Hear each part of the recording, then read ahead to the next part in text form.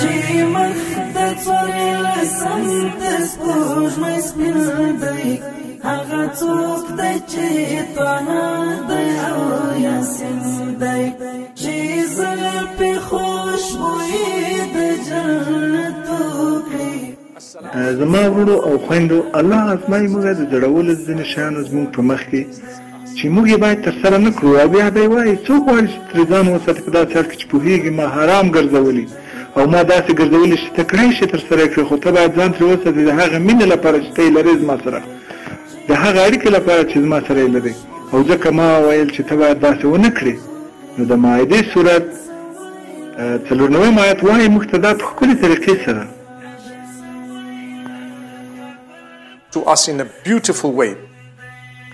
يا أيها الذين آمنوا ليبلونكم الله بشيء من الصيد تناله أيديكم ورماحكم ليعلم الله من يخافه بالغيب فمن اعتدى بعد ذلك فله عذاب أليم.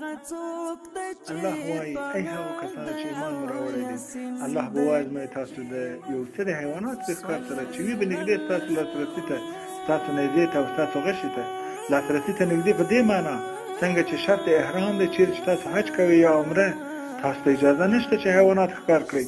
نو الله وایي په دغه وخت کې موږ ګرځوو دغه حیوانات چې تاسو ته نږدې راشي، یا موږ ګرځوو دغه حیوانات داسې چې ستاسو لاسرسی ورته کېږي یا ستاسو نیزه او غشه ورته رسېږي، په دې منظور چې امتحان کړو تاسو چې څوک ستاسو له منځه د الله تقوا لري، د الله ډار لري، د نه لیدلو په حال کې هېڅوک نه دی چې ودې ویني بغیر د الله. آیا د خپلې اړیکې لپاره د الله سره ځان ترې ساتي؟ چیرې چې ښکلی ښکار د حیواناتو دی، ځینې وخت غواړي چې ویې خوري، مصرف یې کړي، ښکار وکړي، او یا دا هلته دی او الله داسې وایي مه کوه. ته غواړې پرې ورشې یا ته غواړې په هغه څه ورشې چې الله ویلي. دا کېږي او الله وایي او هغه چې تیر شي له حدودو څخه وروسته د دوی لپاره دی دردونکی عذاب. له دې څخه موږ وینو همداسې په ژوند کې الله تعالی ګرځولي دي حرام ډېر شیان، او ځینې وخت کله چې غواړي موږ وازمایي دی پرېږدي دغه شیان چې وځړېږي په داسې طریقه چې موږ په لاسرسي کې وي، د کولو وړ وي. ته کولی شې چې دا ګناه وکړې.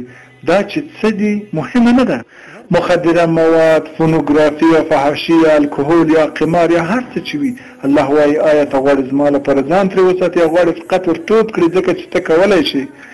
که ته یې کولی شي او یوازې ځان ور اچوي، پوهېږي چې دا حرام دی، د الله نافرماني کول دا ډېر خطرناک دی، نو دا وایي یوه ښکلې ګټوره نکته ما فکر وکړ چې له تاسو سره شریک کړم. الله دې موږ ته ښېګڼې را نصیب کړي. وصلى الله وسلم وبارك على نبينا محمد.